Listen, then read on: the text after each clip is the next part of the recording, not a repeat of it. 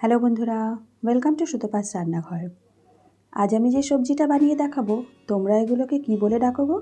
আমরা তো কুদ্রি বলি। দেখো এই রকম দেখতে হয়, দুটো সাইড কেটে গোল গোল করে কেটে নিতে হয়। এটা কিন্তু যারা ডায়াবেটিক পেশেন্ট তাদের জন্য খুবই ভালো। আর পাতলা মুসুর ডাল তার সাথে গন্ধলেবুর সাথে খেতে যেমনি ভালো লাগে, তেমনি সকালের জলখাবারে রুটি দিয়ে খেতেও কিন্তু দারুণ ভালো লাগে। তাহলে চলো আমি কিভাবে বানাই তোমাদেরকে সেটাই শেয়ার করি। তো দেখো খুব ভালো করে কুদ্রিগুলোকে ধুয়ে নিয়ে আমি গোল গোল করে কেটে নিয়েছি। আর এখানে দুখানা পেঁয়াজ আমি কুচি কুচি করে কেটে নিয়েছি, মাঝারি সাইজের দুটো পেঁয়াজ। কড়াইতে তেল দিয়ে দিয়েছি ছোটো চামচের 2 চামচ, খুব বেশি তেল কিন্তু এতে লাগে না। তেলটা গরম করে নিয়ে আগে কুদ্রিগুলো দিয়ে দিলাম। এবার দিয়ে দিচ্ছি পরিমাণ মতো নুন, আর দিয়ে দেবো 1/2 চামচ হলুদ। খুবই সিম্পল একটা রেসিপি, কিন্তু এটা স্বাস্থ্যের জন্য খাওয়া যেমনি ভালো তেমনি খেতেও কিন্তু ভালো লাগে। অনেকে অনেক মশলা দিয়ে বানায়, তবে আমার কিন্তু এই সিম্পল রেসিপিটাই খেতে খুব ভালো লাগে। তো তোমরাও একবার অবশ্যই ট্রাই করো আমি যেভাবে বললাম। আশা করি তোমাদের ভালো লাগবে, আর আমাকে কমেন্ট করে জানিও কেমন তোমাদের লেগেছে। তো খুব ভালো করে মিডিয়াম ফ্লেমে এগুলোকে একটু ভাজা ভাজা করে নিতে হবে। তো দেখো হালকা একটু রঙটা চেঞ্জ হয়েছে, একটু ভাজা ভাজা হয়েছে।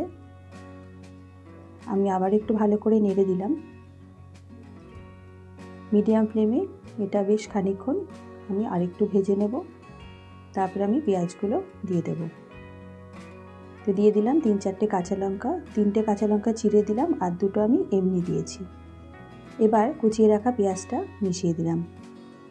এবার মিডিয়াম থেকে একদম লো করে দিতে হবে আঁচটা। এবার লো আছে একদম, এটা ভাজতে হবে যাতে পেঁয়াজটা পুড়ে না যায়। একটু লালচে করে ভাজা হবে যখন, তখন নামাবো। তোমরা যারা আমার চ্যানেলে নতুন বন্ধু আছো তারা অবশ্যই আমার চ্যানেলটাকে সাবস্ক্রাইব করে দিয়ে আমার পাশে থাকার অনুরোধ রইল।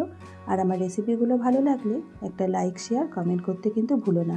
আর হ্যাঁ বন্ধুরা, বেল আইকনটা অবশ্যই প্রেস করে দিও, তাহলে আমি যখনই নতুন কোনো রেসিপির আপডেট দেবো তোমাদের কাছে প্রথমেই নোটিফিকেশানটা চলে যাবে।